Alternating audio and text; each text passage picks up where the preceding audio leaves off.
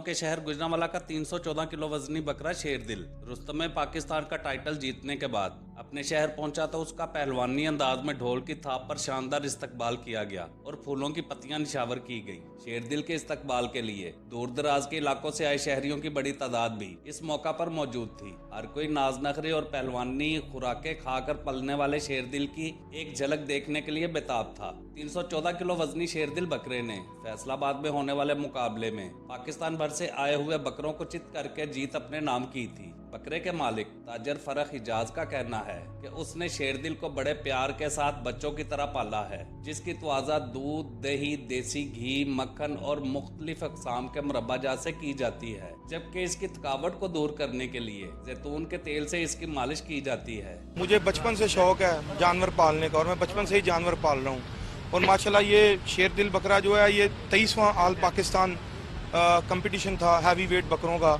उसमें तकरीबन 70 के करीब बकरों ने शिरकत की और 70 के करीब बकरों ने जो शिरकत की उसमें से हमारे बकरे का नंबर 1 इनाम आया और इसने वज़न 314 किलो, दुनिया का सबसे ज़्यादा वज़न है। आज तक 314 किलो का बकरा नहीं हुआ, पहले 310 किलो का वेट था, उससे अब हमारा बकरा 4 किलो ऊपर आया, 314 किलो है।